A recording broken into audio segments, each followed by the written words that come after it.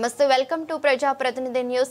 అకారణంగా మాపై దాడి చేసిన బీబీగూడెం మాజీ సర్పంచ్ లతారాజుపై చర్యలు తీసుకోవాలని బాధితులు హెచ్ఆర్ నాయక్ అన్నారు. సోమవారం బీబీగూడెంలో ఏర్పాటు చేసిన విలేకరుల సమావేశంలో మాట్లాడారు.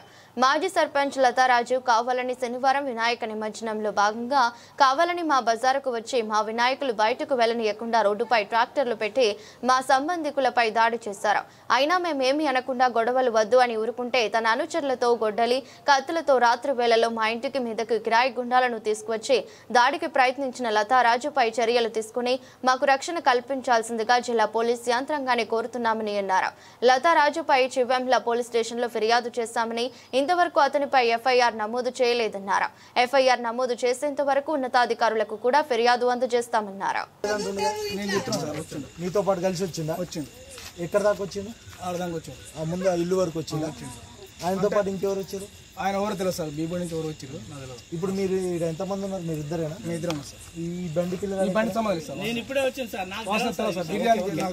దాంట్లో బీర్లు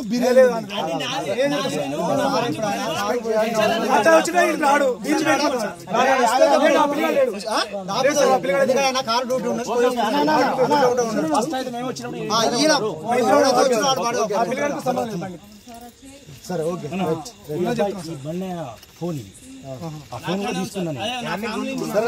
మీడియా మిత్రులకు నమస్కారం అండి.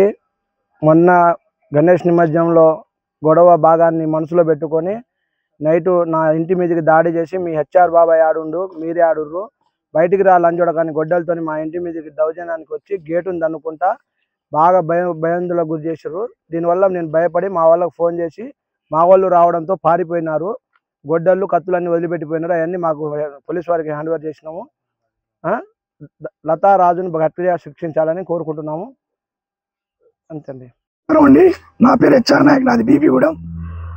మొన్న గణేష్ నిమజ్జనం రోజు మేము మా ఊరి గణేష్ మహారాజుని ఊరేగింపుగా నిమజ్జనం చేయడానికి మేము వెళ్తున్న తరుణంలో బీబీగూడెం మాజీ సర్పంచ్ లతారాజు అనే వ్యక్తి ఆయన కాలనీ నుంచి దాదాపుగా ఆయన దగ్గరున్న చెరువును కాదనుకొని మాకు దగ్గరున్న చెరువు అని చెప్పేసి వాళ్ళు ఒక దాడి చేద్దామనే ఆలోచనతోటి మా ఊరి దగ్గర నుంచి రావడం జరిగింది. దగ్గరున్న ఒక పిల్లోడిని కావాలని చెప్పేసి ఒక 20 మంది ఒక అబ్బాయిని పిడిగుద్దులతో దాడి చేయడం జరిగింది. ఎందుకు దాడి చేస్తున్నావు, దేనికోసం దాడి చేస్తున్నావు అని చెప్పేసి మేము బతిలాడడానికి గంట సేపు బతిలాడాం. అయినా కూడా మద్యం మత్తులో విపరీతంగా తాగి మా పోరగాన్ని దాడి చేసి మా పోరగాన్ని గాయపరిచినారు.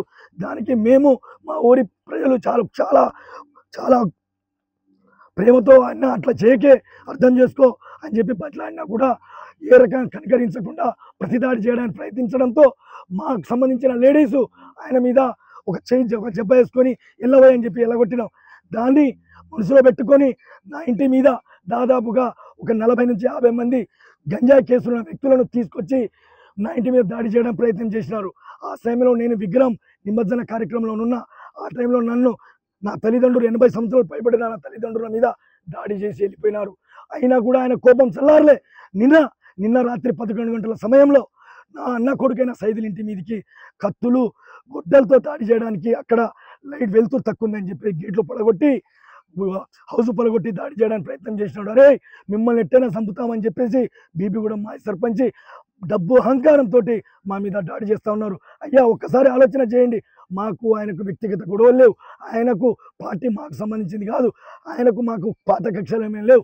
డబ్బు అహంకారంతో తాగున మత్తులో నాకు ఎదురు ఎవరు ఉండకూడదని చెప్పేసి మా మీద దాడి చేయడానికి ప్రయత్నం చేస్తున్నారు. ఒక్కసారి పోలీస్ సోదరులకు ఒకటే రిక్వెస్ట్ చేస్తున్నాం, ఇలాంటి వారిని మీరు శిక్షించకపోతే మాలాంటి మమ్మల్ని చంపడానికి ప్రయత్నం చేస్తున్నారు. ఇంకా సామాన్య ప్రజల పరిస్థితి మీద ఒకసారి ఆలోచన అని చెప్పేసి కొడుతున్నా. మేము ఇంకా దీనికంటే ఎక్కువ ఏం చేయాలని చెప్పి చేస్తున్నాం. నా పేరు హెచ్ఆర్ నాయక్ అండి. లతారాజు అనే బీబీగూడెం మాజీ సర్పంచ్. అతను ఒక ప్రొడ్యూసర్ అంట. కోట్ల రూపాయలు నా దగ్గర ఉన్నాయి.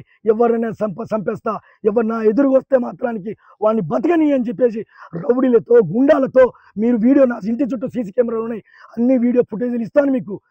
దాదాపుగా ఒక 100 మందితో 3 రోజుల నుంచి మాకు నిద్రాహారాలు లేకుండా మేము మా గొంతు చూడండి ఎంతసేపు బతిలాడినా కనికరించట్లేదు. నైట్ కూడా గొడ్డలతోటి మా మీద దాడి చేయడానికి వచ్చినప్పుడు మేము అదే టైంతో చివరిలో పోలీసులు పిటిషన్ ఇచ్చినాం. దయచేసి ఆయన మీద ఎంక్వైరీ చేసి మాకు న్యాయం చేయడం, వానితో మాకు ప్రాణహాని ఉంది. దయచేసి ఒక్కసారి పోలీసు వాళ్ళకు మేము వేడుకుంటున్నాం, మమ్మల్ని రక్షించాలని కోరుకుంటున్నాం అండి.